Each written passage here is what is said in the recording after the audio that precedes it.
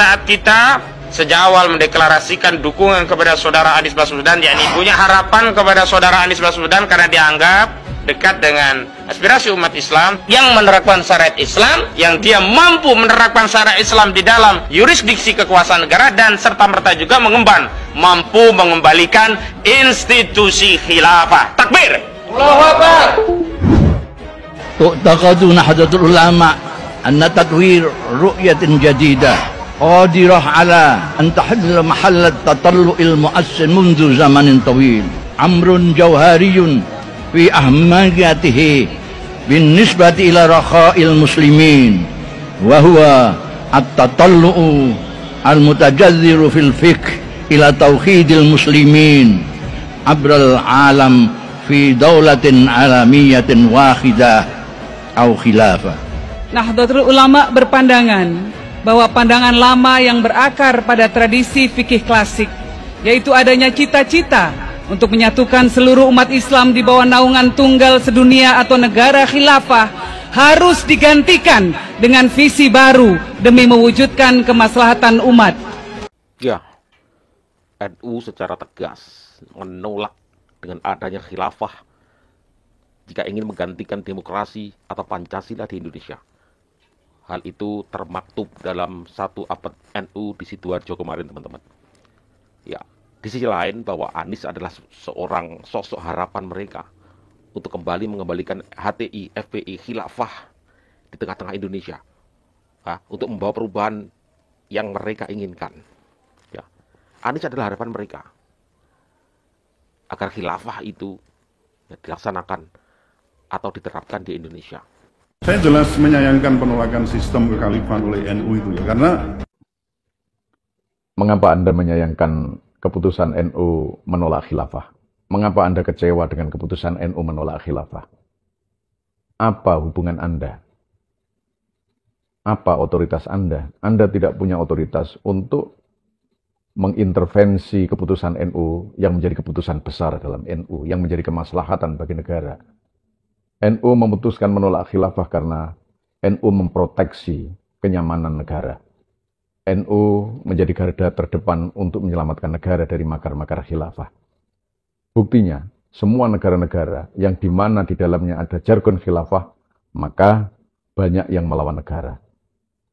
Khilafah adalah gerakan murni politik, dia bukan gerakan agama.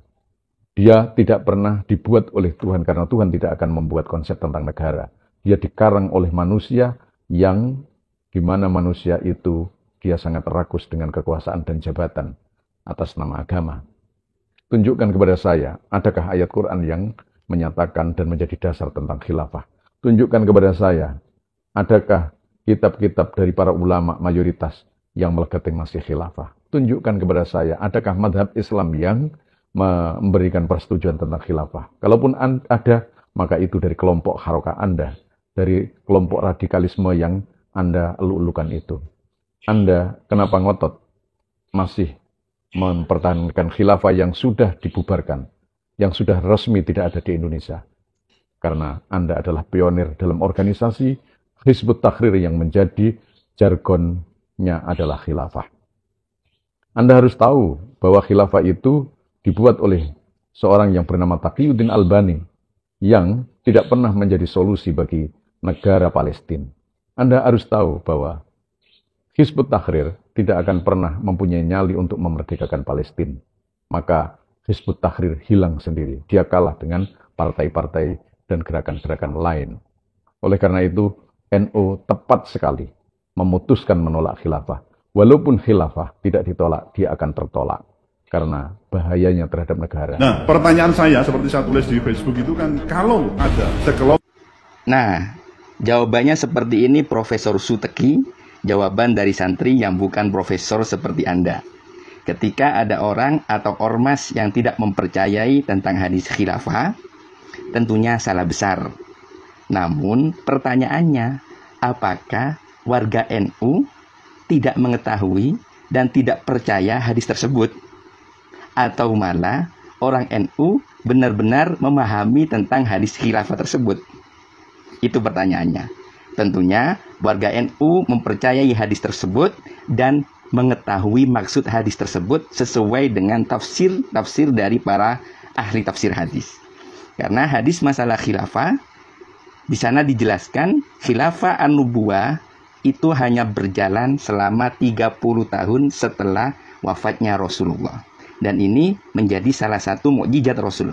Karena beliau mengetahui bahwasanya khilafah an-nubuwah itu hanya berlangsung selama 30 tahun. Perinciannya seperti ini. Sayyidina Abu Bakar menggantikan Rasul selama 6 tahun 3 bulan. Dilanjutkan oleh Sayyidina Umar selama 10 tahun 6 bulan. Kemudian Sayyidina Utsman selama 11 tahun 11 bulan. Dan Sayyidina Ali selama 4 tahun 9 bulan 7 hari. Totalnya 29 tahun 6 bulan 4 hari. Masih tersisa 6 bulan. 6 bulan ini dilanjutkan oleh cucu Rasulullah, Sayyidina Hasan selama 6 bulan. Setelah itu beliau serahkan kepemimpinan Islam kepada Sayyidina Muawiyah. Dan ini bukan lagi khilafah, tapi sistemnya mulkan kalau dalam hadisnya. Nah, begitu Profesor Suteki, sebenarnya khilafah sudah berakhir 30 tahun setelah wafatnya Rasulullah.